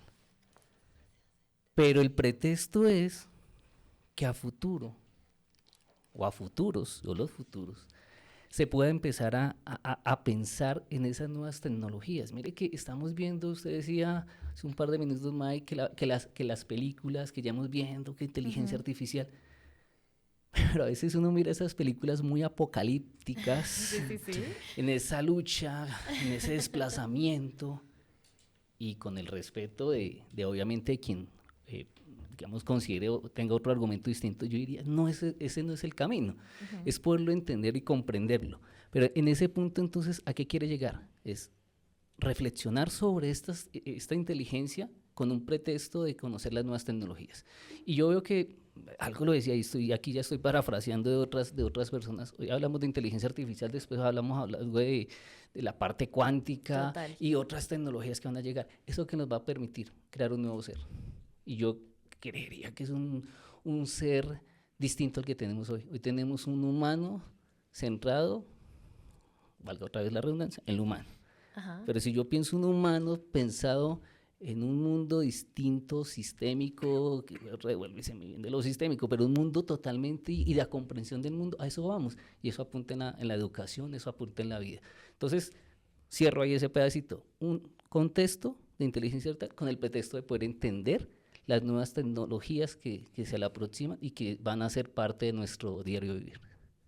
Y creo que siguiendo con ese contexto que plantea el profesor Héctor, es también pensarnos en esta coyuntura de cierre, ¿no? De recta final de la Agenda 2030 de Desarrollo Sostenible, en la que evidentemente no se logró la erradicación de la pobreza y muy seguramente han aparecido otra serie de preocupaciones que habrá que pensarse en vamos a continuar bajo el mismo paradigma de desarrollo o en este punto en el que, por ejemplo, la tecnología toma un papel absolutamente preponderante, por decirlo así, tal vez un poco más que lo que en su momento se pensó con la formulación de la agenda. Es pensarnos el desarrollo sostenible o ese modelo como tal es capaz de abrigar las preocupaciones que trae la tecnología o necesariamente estamos llamados a pensar en un nuevo paradigma y cómo se va a entender entonces la tecnología en este sentido, cómo nos vamos a entender nosotros también en nuestro rol, no solamente como academia, sino a la larga como parte de la sociedad. Totalmente, y es bien importante tener esto y escuchándolos hablar, bueno, realmente ustedes están muy enfocados con su nombre y pensando muchísimo más adelante en todo lo que se viene. 3 de la tarde, 15 minutos, ya llevamos 1 hora y 15 de nuestra rendición de cuentas aquí en UDB Virtual Radio. ¿A ustedes qué les preocupa del futuro?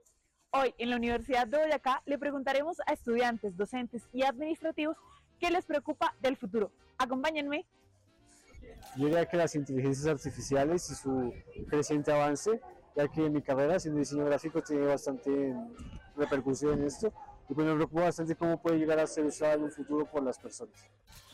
Bueno, del futuro siempre me ha preocupado la incertidumbre, ¿sí? Que del futuro no hay certeza de lo que va a suceder, de cómo vamos a estar, entonces me preocupa nuestro planeta, el medio ambiente, las condiciones de vida con las que vamos a vivir nosotros y los que vienen.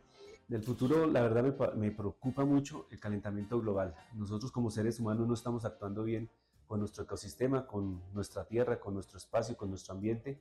No estamos haciendo un cuidado oportuno de la parte ecológica de nuestro entorno. Pues del futuro, pues ahorita también como se está viendo, digamos, implementadas las tecnologías, pues hay cosas que, digamos, son tanto positivas como negativas, porque se ha visto como ya no hay como tanta interacción humana. Pues el futuro es incierto, pero siempre hay que intentar asegurar los que tenemos hijos, la salud de ellos, el bienestar de ellos, y siempre asegurar uno eso, el bienestar propio. Pues el futuro tiene muchos puntos de vista, ¿sí? Hay personas que podemos pensar que la inestabilidad laboral puede ser una preocupación y el bienestar de la familia. Trabajemos juntos para construir nuestro futuro. Y recuerda, por un mejor mañana lo pensamos hoy. 3 de la tarde, 17 minutos y continuamos en este especial de rendición de cuentas de la Universidad de Boyacá, hoy acompañados del Instituto de Estudios del Futuro de la UDB. Y continuando con nuestras diferentes líneas y diferentes proyectos que tiene nuestro Instituto de Estudios del Futuro, quería preguntarle al doctor Héctor acerca del tema de cómo ve este proceso de capacitación y de acercamiento a la consultoría, doc. Bueno, el instituto, como ya se ha mencionado, pues busca y se desarrolla pues, aportándole pues yo diría que a las funciones sustantivas de la institución. Entonces el tema de ese acercamiento con el público, con las personas que a diario se generan esas provocaciones, con todos los eventos que hemos mencionado, con las interacciones diarias que tenemos en redes y todo esto, lo que busca es demostrar que no somos dueños del conocimiento, como dicen por ahí, aún estamos aprendiendo, y el aprendizaje se construye con el público, con el estudiante. La razón viva de las instituciones, de las universidades, como ese universo de conocimiento, se construye con ellos. Entonces, este acercamiento de las consultorías permite no solamente tener un conocimiento técnico, sino un conocimiento científico, pero un conocimiento puro de esa curiosidad que mueva a nuestros estudiantes. Entonces, estos escenarios de capacitación, de consultoría, permiten que en algún momento crezcamos y que los futuros de ellos sean parte de esa construcción de los futuros de la institución. La institución no se construye, como lo decía Carolina, con las voces de los que estamos sentados o procurando de generar ideas, sino se construye con el pensamiento y la perspectiva de todos los integrantes de la comunidad. Y a eso apuntan las capacitaciones, a eso apuntan las distintas consultorías, porque en últimas eso es la función social del conocimiento, poderlo llevar y poderlo aplicar. Totalmente. Sebastián, en el área de todo esto de consultoría estratégica que están un poco en ese proceso de definición, cuéntanos un poquito más del tema, por favor. Bueno, como lo mencionaba el doctor Héctor, efectivamente la academia está llamada a hacer ese aporte social, ya que de alguna forma tiene el conocimiento, pero no es dueña de este. Entonces, precisamente llevar este conocimiento a la sociedad es lo que nos hemos pensado a través de esas consultorías estratégicas. Son estratégicas porque también nos permite generar alianzas con otros sectores de la sociedad, tanto públicos como privados, como a la comunidad en general, que nos permita expandir un poco esos horizontes frente a los temas de tendencia y de vanguardia que nosotros empezamos a estudiar a partir de nuestros estudios del futuro, o también como se le conocen comúnmente, estudios de prospectiva. Entonces, el Instituto de Estudios del Futuro se enfoca principalmente en esos estudios de prospectiva. Ya lo dijeron hace un momento, que hoy en día estamos hablando es de inteligencia artificial, mañana podría ser otra tecnología, otro tema, no necesariamente tecnología, podríamos inclusive pensar cómo, por decir algo, cómo nos afectan las redes sociales, cómo nos van a afectar a futuro, etcétera. Entonces, pensar en el futuro, verlo, visionarlo, es ese estudio de prospectiva. Y identificar esas tendencias es, digamos que, la labor del instituto, y poder anticiparnos a estas para llevarlas tanto a nuestra comunidad universitaria, estudiantes, docentes, que nuestros egresados, nuestros docentes tengan las capacidades de apropiarse de estas temáticas que nosotros empezamos a indagar, que muy seguramente hay poco estado del arte hoy en día con cada uno de estos, y empezar a hacer esas aproximaciones para prepararnos para un futuro y brindarlo a la sociedad. Una vez con este conocimiento, entonces, esas consultorías ya las llevamos fuera de la universidad y hacer un aporte adicional a la sociedad a partir de ese conocimiento adquirido. Bueno, ahorita que estamos tocando todo el tema de inteligencia artificial y lo del chatbot, yo siento que también la evolución de todos estos temas va ligado a la credibilidad de las personas, ¿no? Porque una persona, y he visto en varios casos, tienen su conversación con chatbot y bueno, sus preguntas, le dan respuestas, pero dicen, no, yo no confío mucho en esto, prefiero ir presencial a tal lado, ¿sí? Entonces yo siento que va de la mano la credibilidad de las personas con la evolución de todas estas herramientas, porque sí ha pasado constantemente y la evolución a futuro, ¿no? Fíjate que a eso justamente responden conceptos como inteligencia artificial fiable, ¿sí? En cómo, más que confiar en sí misma en la tecnología, es confiar en el sistema de inteligencia artificial, ¿sí?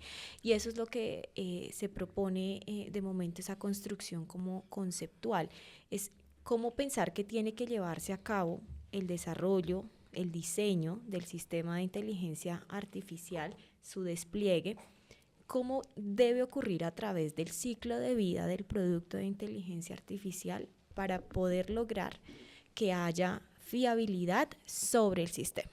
No pensada necesariamente frente a la tecnología, que podría ser otra discusión, era cuando mencionábamos que, bueno, no se puede personificar la tecnología, pero sí es pensar en el sistema de inteligencia artificial, cómo se puede garantizar al máximo protección de derechos, todo lo que pueda significar o digamos lo que pueda generar en algún momento un daño hacia el usuario. Sí, es como esa garantía que puede tener una persona del que sí le funcione, de que puede confiar realmente en una inteligencia artificial, en un chatbot, y puede darle resolución a sus inconvenientes, problemas, discusiones, lo que sea. Y fíjate que eso también lo mencionaba el profesor Héctor al inicio de la conversación, y ahí también hay que concebir un rol muy proactivo de parte del usuario y de todos los actores que intervienen en la construcción de ese sistema de inteligencia artificial, ¿no? Es entender que finalmente, en la medida en que sea una herramienta, yo también decido como usuaria qué uso darle, ¿no? Y de qué manera ejerzo o no mi libertad sobre el uso de esa herramienta al final. Sí, y de pronto para complementar un poco el tema, precisamente esa confiabilidad, hay un concepto dentro de la inteligencia artificial confiable que es la explicabilidad. ¿Qué tanto yo puedo explicar mi modelo de inteligencia artificial desde la parte técnica como desde partes no técnicas? Por naturaleza, los modelos generativos o los que de pronto ya estamos más acostumbrados, como los de ChatGPT, son modelos estocásticos. Esto quiere decir que son modelos que manejan cierta probabilidad. Por eso nunca o rara vez obtenemos o difícilmente obtendremos la misma respuesta con la misma pregunta, ¿cierto? Es porque manejan una probabilidad de esa conjugación de palabras, de conceptos, y eso es lo que realmente hace por debajo de ChatGPT. Ahora, que esos conceptos sean correctos o no, depende mucho de los procesos de entrenamiento, de los procesos técnicos, y hay medidas técnicas para lograr esa explicabilidad. Ahora, también tenemos medidas no técnicas. ¿sí? Y dentro de esas medidas no técnicas hay otra exploración que ya viene a partir del desarrollador, a partir del el científico de datos, porque los datos acá tienen muchísimo que ver, a partir de inclusive el usuario. Entonces, incluso el gobierno, ¿no?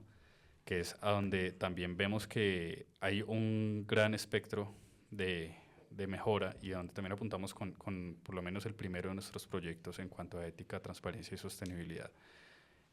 Estas medidas, estos lineamientos son cruciales para tener una inteligencia artificial no solo explicable, sino que lleguemos a una inteligencia confiable, que confiemos en lo que nos dice, que no genere ningún perjuicio a las personas, que la información sea lo más verídica posible, y hay medidas que ya se pueden implementar para eso. Ese es, digamos que nuestro trabajo principal, explorarlas, empezar a hacer como una recopilación de estas y ver cómo se adaptan a nuestro contexto universitario, como nuestro contexto regional de país, porque cambia mucho. Vemos que hay unos avances grandísimos en Europa, y de hecho son los pioneros en empezar la normativización, reglamentación, los lineamientos, etcétera, en inteligencia artificial, porque ellos lo viven más de cerca, ya que tienen de pronto las herramientas tecnológicas para vivir todos los días con esto.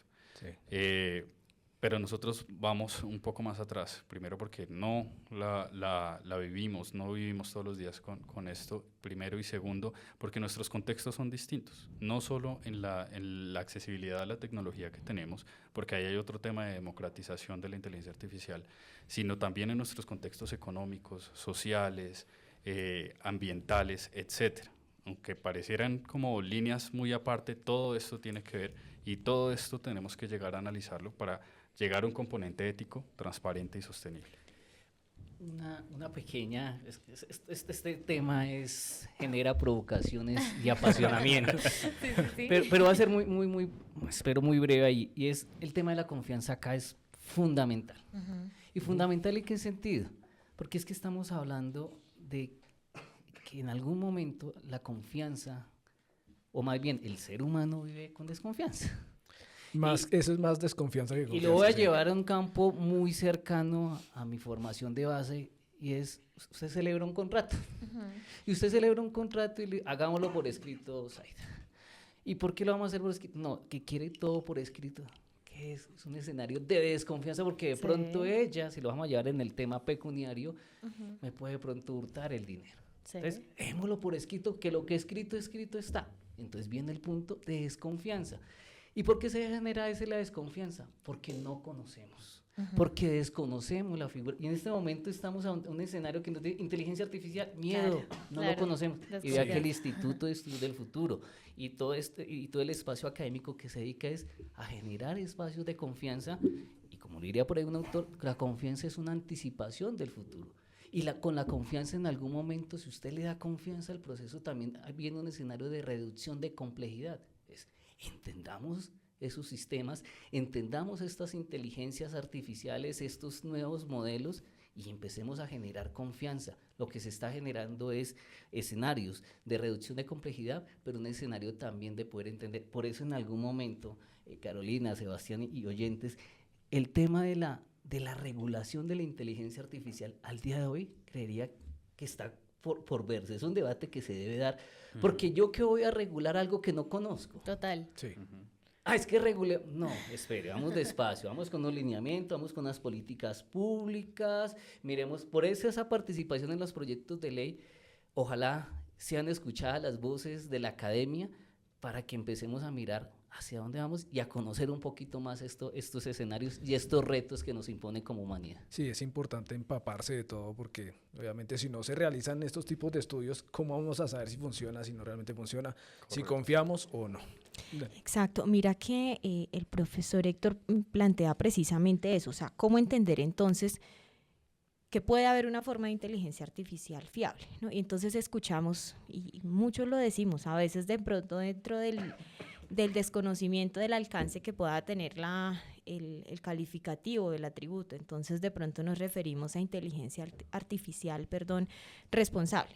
Y entendemos entonces que esa responsabilidad está muy limitada tal vez al uso o también al diseño, a la arquitectura del sistema y de qué tipo de información me puede brindar. Pero en realidad es un constructo que implica muchas dimensiones y que no se pueden disociar. Tal vez, bueno, no con el ánimo de entrar a profundidad, pero una de las cosas con las que nos hemos encontrado, porque nosotros también hemos empezado desde ese desconocimiento de, bueno, ¿cómo es que se entiende esto? Porque si el país está entrando en una discusión y va a ser piloto de un gran proyecto regional que se va a liderar desde la ONU alrededor de inteligencia artificial ética, sostenible, transparente, bueno, bien, ¿y esto qué es? Sí, y por ejemplo, la construcción alrededor de inteligencia artificial sostenible está apenas en los últimos 5 años, empiezan a haber aportes. Pero cuando nos referimos a una inteligencia artificial confiable, es entender que hay una confluencia de 3 elementos. Primero, lo que menciona el profesor Héctor, marcos jurídicos. Hay un cumplimiento de marcos jurídicos. Maravilloso en donde hay marcos jurídicos. ¿Qué pasa en nuestro país? Que de pronto la regulación pues está un poco limitada. Ahí empiezan esas limitaciones. Es también pensarnos en que tiene que ser una inteligencia artificial ética que está pensada desde los derechos fundamentales de las personas, desde valores, desde principios que no necesariamente están identificados a veces en el marco jurídico. Y finalmente, en sistemas que en medio de garantizar, como decías hace un momento, Mike, un funcionamiento correcto dentro de ese marco jurídico y esos valores y principios éticos, es pensar en sistemas que pueden ir un poco más allá y garantizar que aun cuando se cumple esto, también se minimiza el riesgo de efectos, por decirlo así, secundarios, de daños no intencionados, pero que también tiene que ir hasta allá. Entonces, es la oportunidad, como decíamos al principio, de que realmente se generen sistemas que permitan un aprovechamiento impresionante de lo que pueden hacer, de esas potencialidades, pero también es la oportunidad de que podamos definir, delimitar cómo abordarlos y digamos que lograr romper un poco esa ¿cómo decirlo? Resistencia tal vez. Sí. Al uso de este tipo de sistemas que pues igual es inminente, que están aquí. ¿Se puede hablar de resistencia? O sea, la gente se resiste a usarlo, puede querer, pero como que... Sí, no, la resistencia no deja. necesariamente en el sentido de no me parece y la juzgo, sino necesariamente en la resistencia de, ok, en la medida en que no sé cómo utilizarla, también me cuesta darle el uso correcto, ¿no? En la medida en que de repente no tengo también acceso a ciertas herramientas, es muy limitado el provecho que también puedo tomar de estos sistemas. Sí, en este caso resistencia yo creo que también cabe dentro de ese concepto el tenerle de pronto el desconocimiento al uso y por esto conducir un uso malintencionado o un mal uso, no necesariamente malintencionado, pero es esa resistencia también de no conocerlo. Bueno, y además quisiera decir algo, y creo que Sebas también lo ha mencionado mucho en estos procesos de construcción, y es también no pensar que necesariamente esta es una vía para que las personas apropien sí o sí la inteligencia artificial y se sientan en la obligación de que es que existe y tiene que hacerlo. Eso también se entiende dentro de esa fiabilidad de la inteligencia artificial y es ten las herramientas, ten el conocimiento y es tu decisión finalmente, ¿sí? El uso no es que porque existe, o sea, de alguna manera también sería súper impositivo, ¿no? Pensar en que tiene que generarse el uso. Ahí habría, en principio, una violación a esa libertad que se supone debe promover la inteligencia artificial. Y aquí es donde me surge una pregunta y tomo pues las palabras del ingeniero Andrés, que él decía que los docentes en estos momentos como que no se pueden dar el lujo de no saber muchas cosas que les pregunten sus estudiantes. Ahí va la pregunta. ¿Se ve necesario, obligatorio, que las personas docentes todos estemos a la par con la tecnología o lo que tú decías ahorita, que no es algo que sea como impositivo? Precisamente creo que a eso va el concepto. La intención no es algo impositivo, pero no por eso voy a hablar desde el desconocimiento, ¿sí? es brindar esas herramientas y conocerlas, apropiarlas. Por eso a veces teníamos con el profe Héctor y con Carolina, teníamos ese debate. Cuando se planteó la hoja de ruta en su presentación, que fue en la Universidad Nacional, ellos hacían mucho énfasis de que era cómo hacer una hoja de ruta para cómo hacer una implementación de la inteligencia artificial en Colombia. Una implementación. Y ahí dijimos, espera un momento, ¿por qué la implementación? ¿Por qué tenemos que implementarla? Sí, ya es algo impositivo. Entonces, nos parecía que más adelante, digamos que desglosaban un poco más la intención de la hoja de ruta, y la intención realmente no es implementarla como si fuera camisa de fuerza. La intención es hacer una apropiación de la inteligencia artificial. ¿Qué quiere decir apropiación? Ya hablamos de un concepto que es, la conozco y yo, como un ser humano, no otra inteligencia artificial, decido si la utilizo y o no. Todo ético, ¿no? Y exactamente, entonces tengo un componente ético que me dice, debo usarla, no debo usarla, o podría usarla, me facilita acá, pero basta este punto y este otro pedazo tengo que hacerlo de otra forma. ¿Por qué? Porque soy una persona que tiene una ética y que entendiendo y apropiando la inteligencia artificial soy capaz de hacerlo. Cuando lo desconozco, le doy un mal uso, seguramente. Le doy un mal uso o no la uso, ¿cierto? Y al no usarla también me estoy cohibiendo o me estoy quedando en desventaja si me veo en un escenario con otras personas que sí la apropian y la saben y saben cuándo usarla.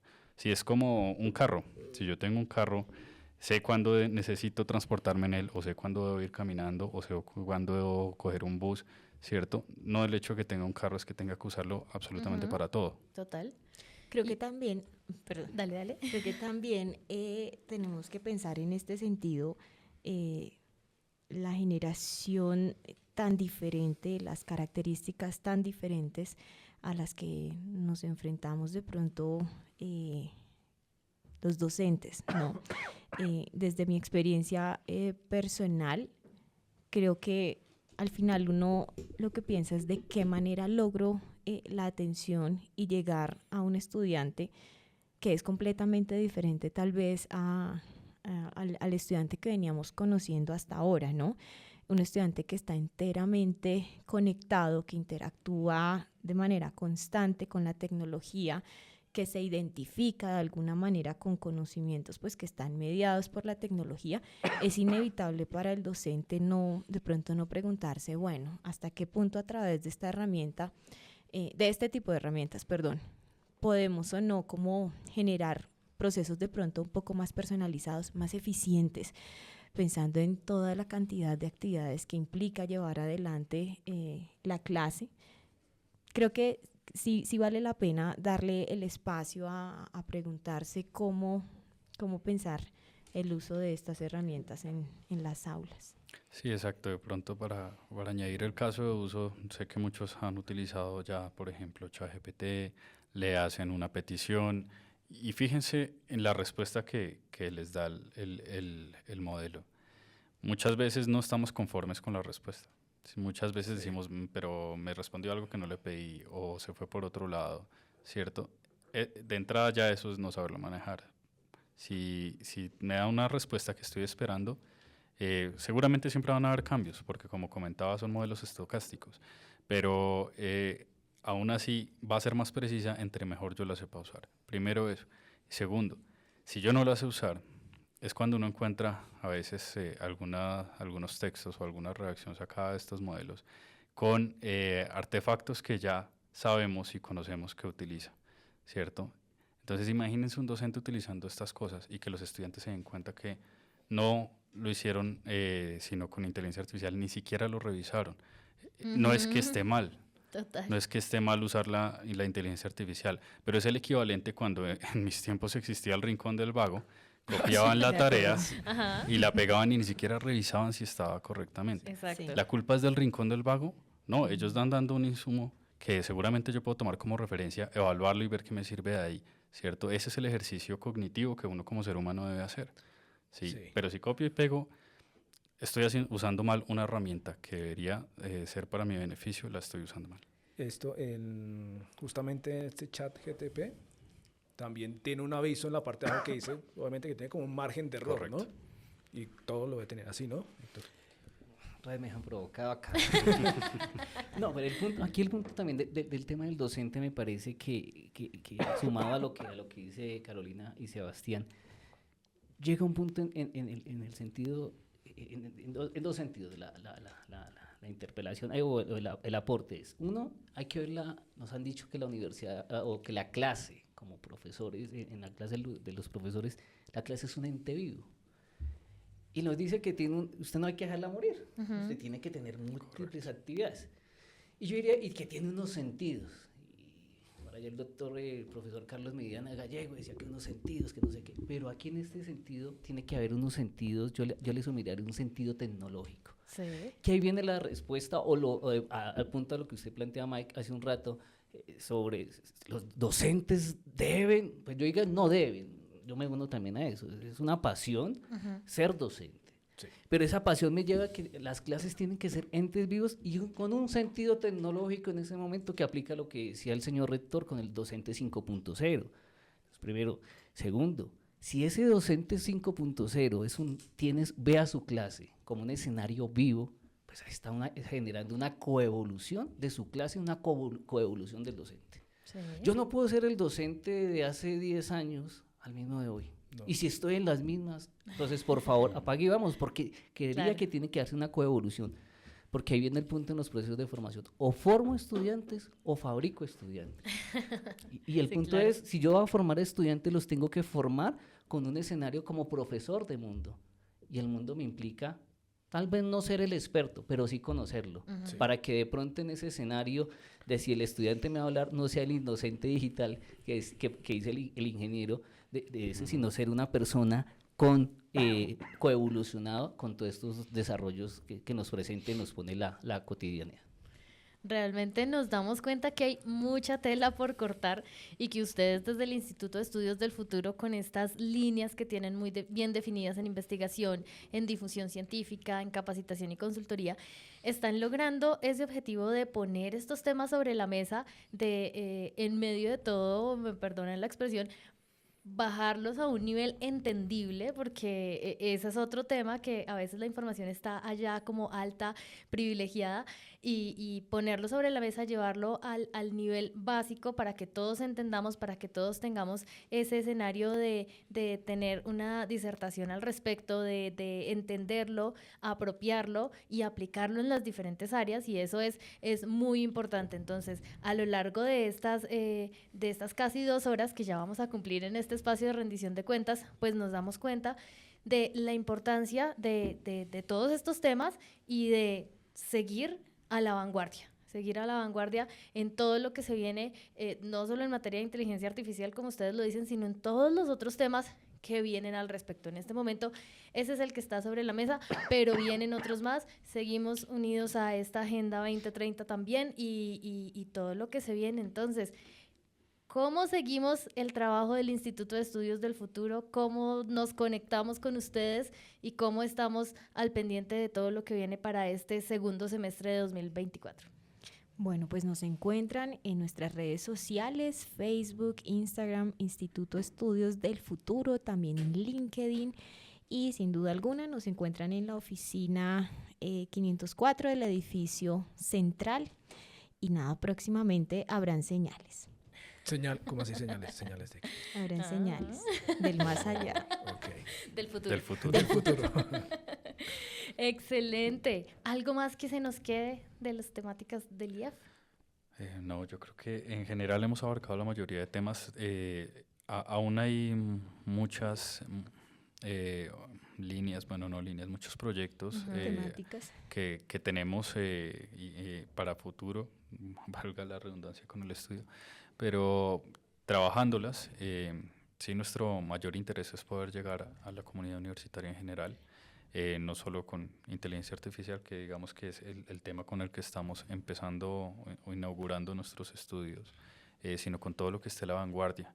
La universidad y la academia siempre se caracteriza por estar actualizada, y pues no podemos esperar nada menos más en un mundo, en una época donde todo avanza tan rápido y no nos podemos quedar quietos, es muy dinámico. Y acercar ese conocimiento, como menciona Sami, a la comunidad, no porque como mencionábamos hace un momento, sea la academia la que tenga el conocimiento y entonces lo que dice la academia es y demás, sino creo que precisamente desde la premisa de que el futuro se construye y que es una construcción colectiva, la voz de todos los actores es tan válida y necesaria en esa construcción, ¿no? No necesariamente lo que se recoja en la literatura pasa en la vida real, y tanto más en contextos tan diversos como los que podemos ver en nuestro país. Entonces creo que a la larga esa es la gran apuesta, es como el gran,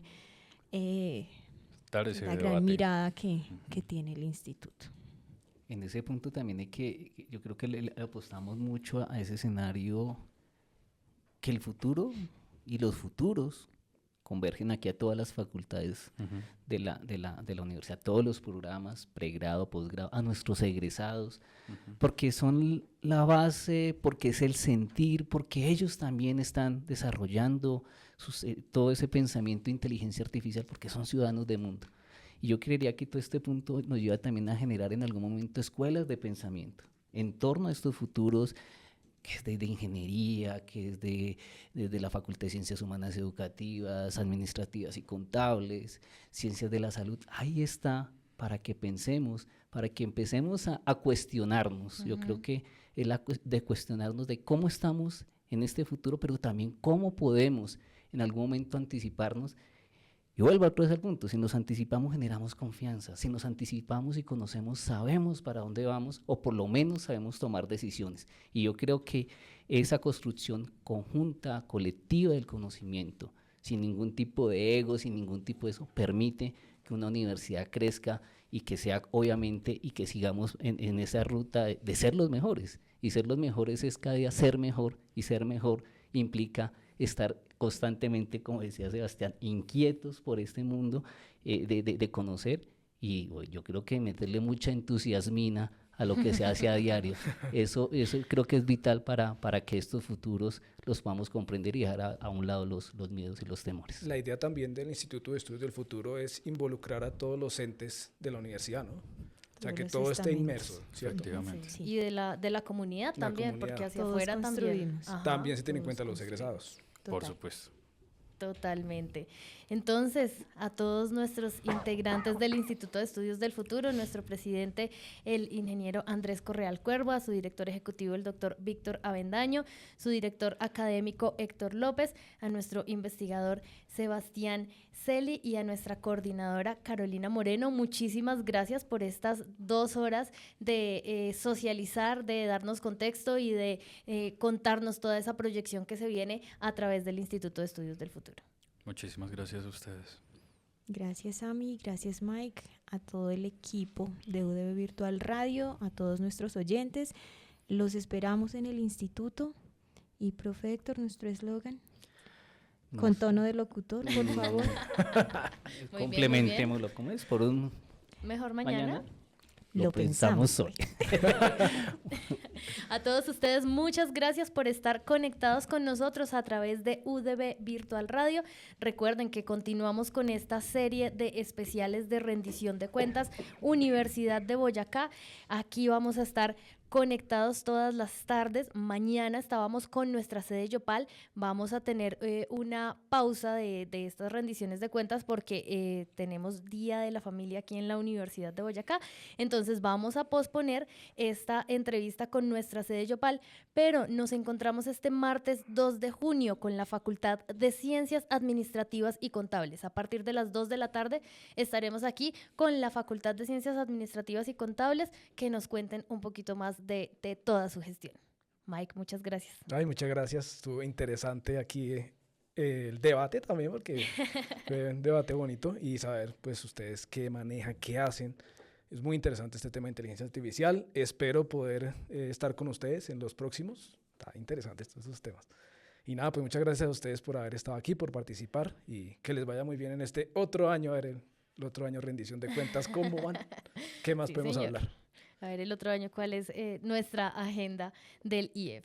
Sigan conectados con UDB Virtual Radio, no se desconecten porque ahorita a las 4 de la tarde vamos a tener el cierre especial de Rueda el Deporte con un invitado muy especial que es Agustín Pesi. Ahí van a estar nuestros chicos de Rueda el Deporte haciendo su cierre de temporada, así que continúen con la mejor música y la mejor programación aquí en UDB Virtual Radio. Hasta aquí el especial Rendición de Cuentas Universidad de Boyacá. Te invitamos a seguir conectado con UDB Virtual Radio, la emisora universitaria.